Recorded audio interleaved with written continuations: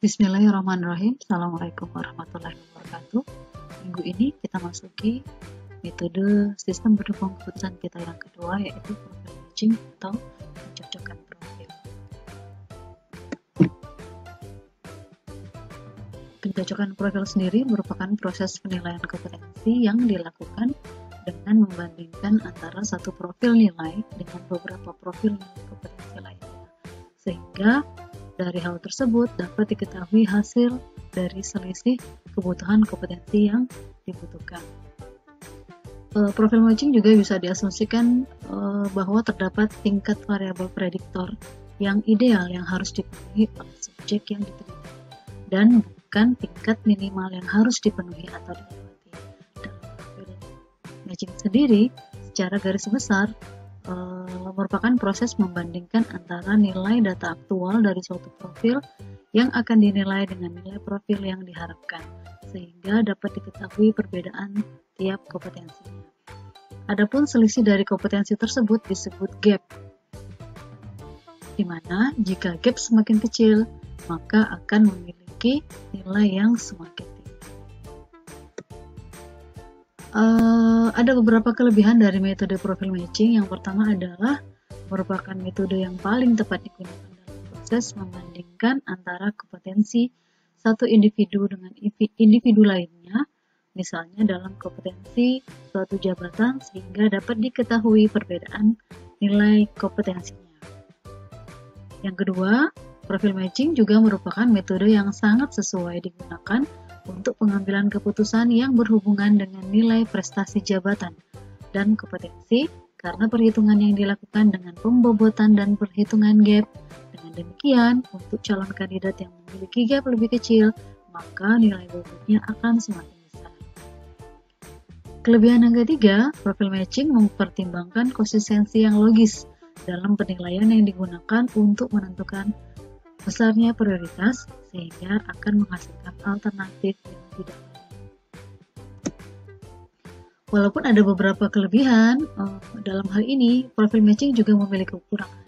Antara lain, pertama, dia tidak memperhitungkan daya tahan atau ketahanan output, analisis sensitivitas pengambilan keputusan. Yang kedua, tidak mempunyai kemampuan untuk memecahkan masalah yang diteliti secara multi-objek dan multi-kriteria yang berdasar pada perbandingan preferensi dari tiap elemen. Baik, beberapa langkah penyelesaian yang harus kita lakukan dalam proses untuk mendapatkan hasil dalam profil matching adalah: pertama, pembobotan, kemudian kita akan mengelompokkan core factor atau nilai utama, di mana nilai core factor ini didapatkan dari jumlah nilai total core factor dibagi dengan jumlah item core factor itu sendiri. Yang berikutnya lagi, kalau tadi ada core factor, maka pengelompokan berikutnya adalah secondary factor atau pengelompokan berdasarkan faktor-faktor pendukung yang hasilnya kita dapatkan dari pembagian antara jumlah total nilai secondary factor dibagi dengan jumlah item secondary factor itu sendiri. Yang berikutnya ada perhitungan nilai total. Nilai total ini kita dapatkan dari prosentase nilai rata-rata core factor ditambahkan dengan prosentase nilai secondary factor. Kemudian yang terakhir itu adalah perankingan, di mana ranking ini sendiri merupakan penjumlahan antara prosentase nilai core factor dan nilai secondary factor yang tadi sudah kita dapatkan. Baik, kita akan coba dengan studi kasus. Studi kasus yang akan kita gunakan dalam hal ini adalah kita akan mencari atau menentukan lokasi tempat penelitian dosen. Nah, dalam hal ini kita mempunyai 3 kriteria. Pertama adalah jarak atau kriteria C1, yang kedua akses kendaraan, yang ketiga biaya penelitian, dan terakhir kendala infrastruktur. Dari masing-masing kriteria tersebut akan ditentukan bobot dengan total bobot dari keseluruhan adalah 100%, di mana bobot yang digunakan berdasarkan tingkat kepentingan dalam penilaian pemilihan lokasi. Nah, kalau tadi ada 4, untuk kriterianya kita punya 3 alternatif dalam penentuan lokasi tempat penelitian dosen. Pertama adalah Mandalo, kemudian Sungai Dalam, berikutnya lagi adalah Talang Duku.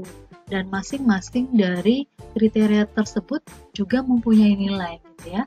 Ada JT, ada jarak tempuh, kemudian ini adalah jarak ke tempat yang paling dekat itu berapa, kemudian ada akses lokasi berdasarkan akses kendaraan, kemudian ini adalah akses jaringan, kemudian ada biaya penelitian dan infrastruktur.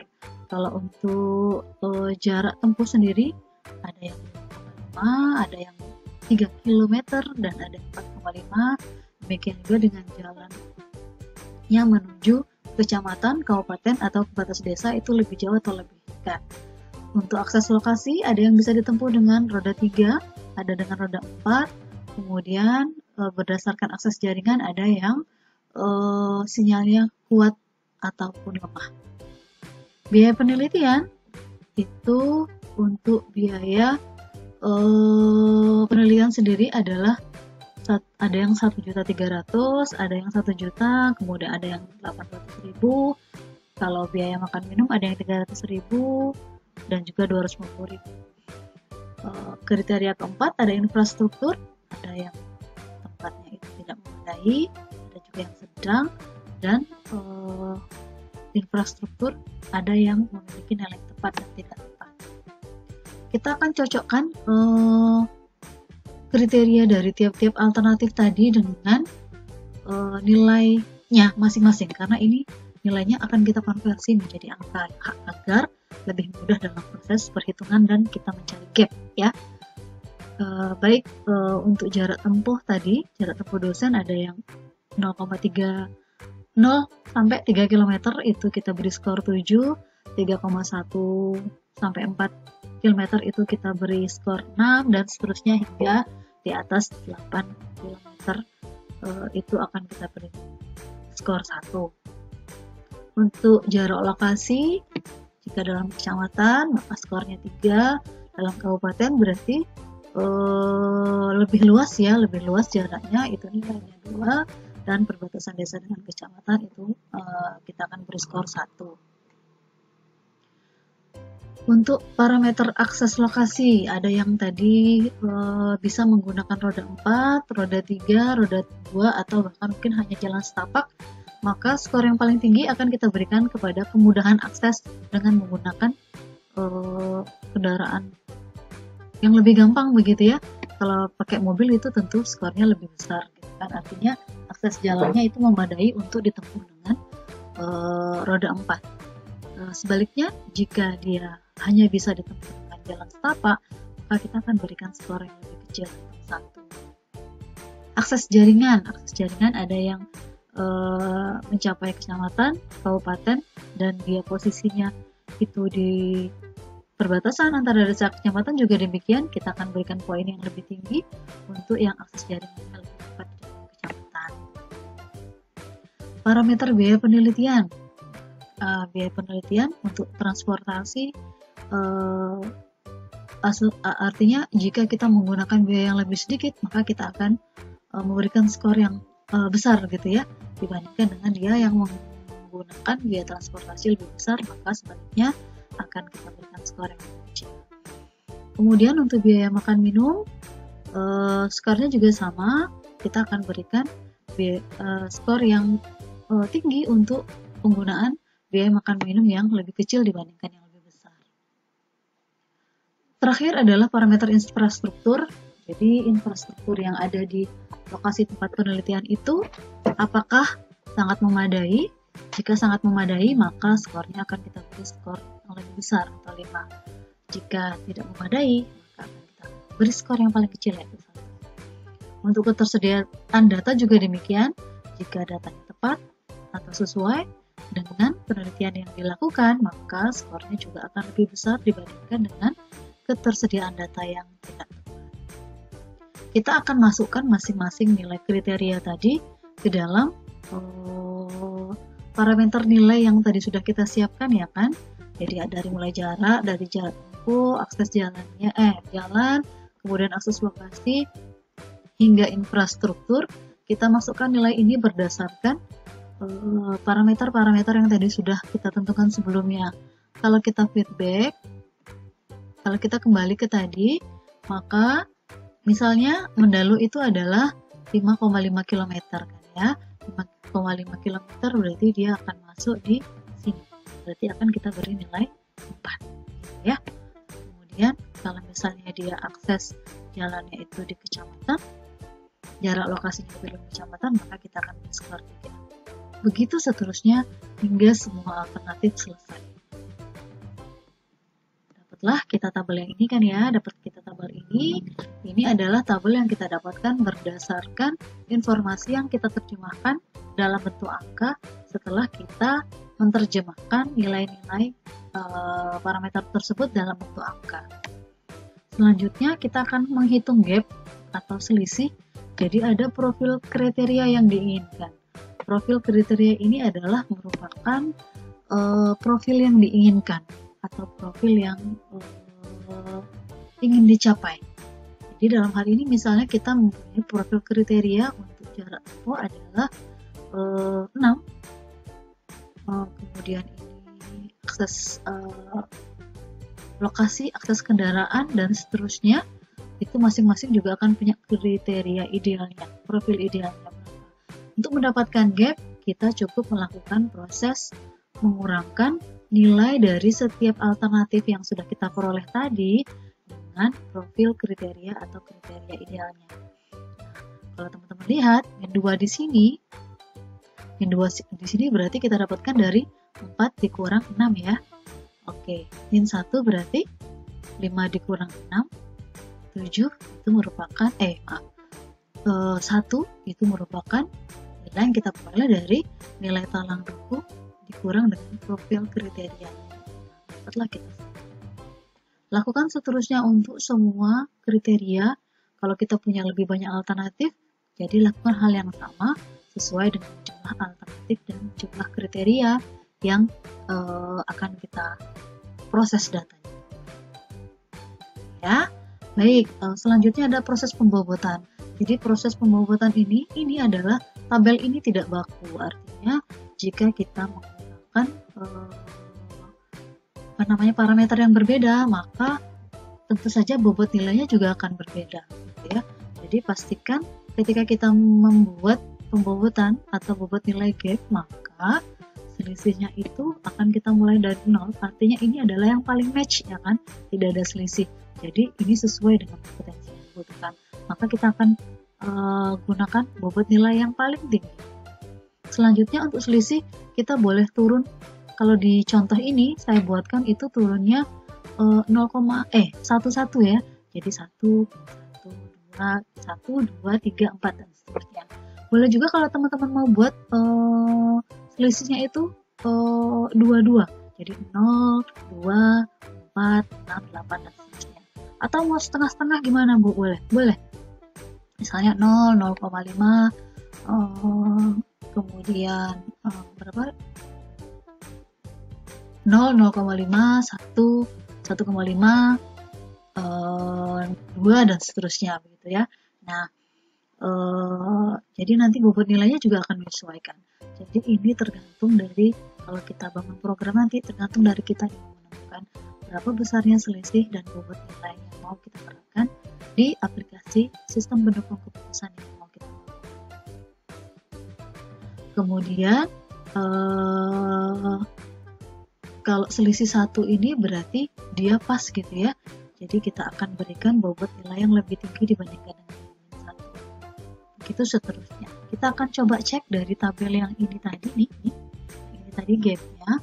Kemudian kita masukkan bobot nilai yang ini. Sudah dapat kita bobot nilainya. Ini dia ya. Ini dia nilai selisih atau gapnya. Dari nilai ini, dari nilai gap ini, maka kemudian akan kita tentukan mana yang alternatif merupakan core dan secondary factor. Kalau yang core berarti nilainya akan lebih tinggi dibandingkan dengan nilai secondary. Asumsinya core itu adalah faktor pendukung utama gitu ya, dibandingkan dengan secondary faktor yang merupakan faktor pendukung. Jadi kalau kita punya 4 kriteria dan beberapa sub kriteria ini masing-masing ada 2, kita boleh tentukan salah satunya merupakan core faktor dan salah satunya lagi merupakan secondary faktor. Jadi misalnya kemudian kita akan menentukan bahwa yang merupakan faktor core faktor adalah jarak tempuh, bobotnya adalah 60-40 karena dia merupakan core ya, karena dia merupakan faktor utama, maka kita beli persentase bobot yang lebih tinggi dibandingkan dengan secondary faktor. Kemudian sama juga halnya dengan akses lokasi, misalnya kita jadikan core faktor adalah akses kendaraan, sedangkan secondary faktor merupakan akses jalan. Demikian juga kriteria-kriteria yang lain seperti kriteria subkriteria untuk biaya penelitian dan infrastruktur. Baik, dari penentuan mana yang merupakan core dan secondary faktor tadi, maka kita akan mengalihkan dengan nilai yang tadi sudah kita dapatkan gap sebelumnya. Misalnya seperti untuk jarak tempuh tadi akan kita kalikan, karena jarak tempuh tadi ini merupakan core faktor, maka kita akan kalikan dengan 60%.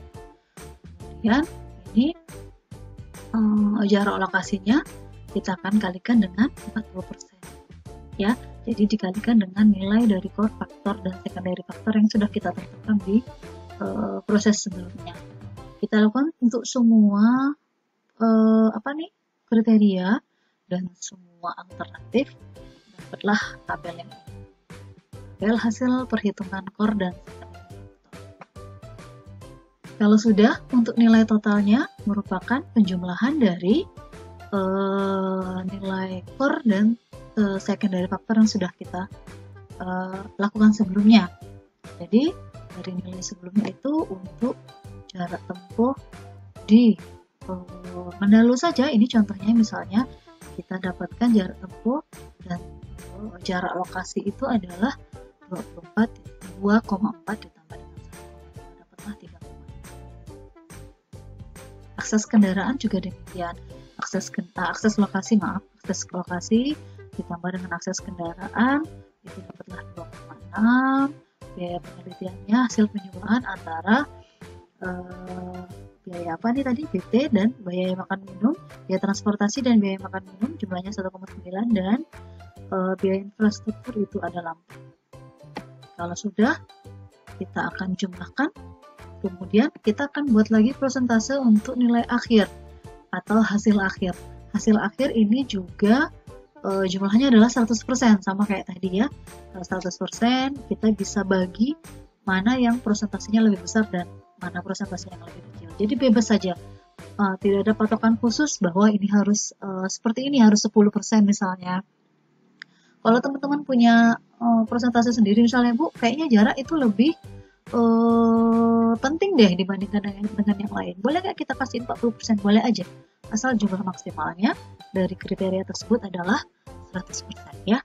Nah, berikutnya untuk mendapatkan perhitungan penentuan hasil akhir atau kita akan melakukan proses perangkingan, maka kita akan melakukan proses perkalian antara nilai yang sudah kita peroleh tadi dengan bobot dari tiap-tiap kriteria. Ingat ya, tiap kriteria, bukan subkriteria lagi. Karena subkriterianya tadi sudah kita jadikan sebagai salah satu nilai untuk core dan secondary faktor.